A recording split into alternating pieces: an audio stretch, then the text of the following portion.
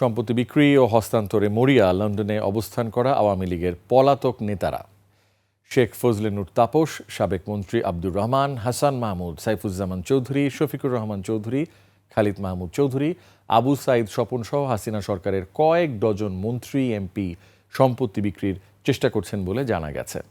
বাংলাদেশ থেকে পাচার করা সম্পদ জব্দের শঙ্কা থাকায় চরম উৎকণ্ঠায় দিন কাটছে এই দুর্নীতিবাজদের। বিস্তারিত সাদিয়া লাবনীর রিপোর্টে। শেকড় থেকে শিখরে। আওয়ামী লীগের দুর্নীতিবাজ নেতাদের একটি বড় অংশ এখন লন্ডনে। পচা ডোবায় 4 ঘন্টা নাক ভাসিয়ে কোনো রকমে সীমান্ত পাড়ি দিয়ে ভারতে যান সাবেক মন্ত্রী রেজাউল করিম। তিনি এখন লন্ডনে। শেখ পরিবারের কথিত নিকটজন সাবেক নৌ পরিবহন প্রতিমন্ত্রী খালিদ মাহমুদ চৌধুরী যুক্তরাজ্যের অ্যাসেক্সের রমফোর্ড এলাকায় বসবাস করছেন। এছাড়া সাবেক প্রবাসী কল্যাণ মন্ত্রী শফিকুর রহমান চৌধুরী আছেন তার লন্ডনের বাসায়। আদালত পাড়ার আতঙ্ক শেখ পরিবারের প্রভাবশালী সদস্য শেখ ফজলে নূর তাপসও আছেন লন্ডনে। বিপুল সম্পদ পাচার করে পরিবারের সদস্যদের নিয়ে লন্ডনে থাকছেন তিনি। আওয়ামী লীগের নেতা ও সাবেক হুইপ আবু সাইদ আল মাহমুদ স্বপনও আছেন লন্ডনের অভিজাত এলাকায়। সেই সাথে সিলেট সিটি কর্পোরেশনের সাবেক মেয়র আনোয়ারুজ্জামান চৌধুরীরও বর্তমান ঠিকানা যুক্তরাজ্যের ইস্ট লন্ডন।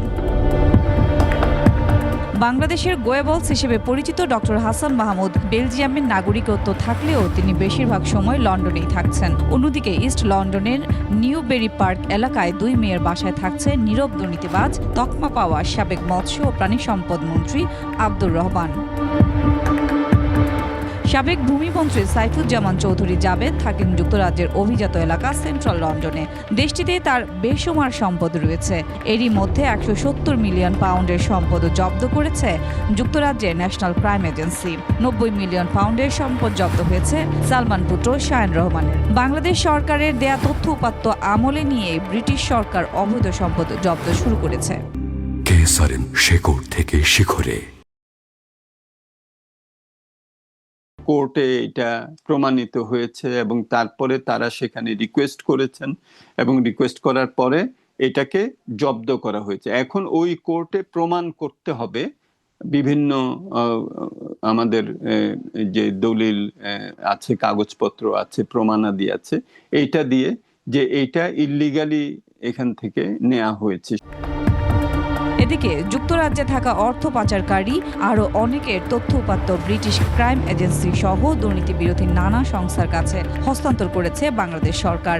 ধারণা করা হচ্ছে শীঘ্রই আরও অনেকের সম্পদ যুক্ত হবে জব্দের তালিকায়।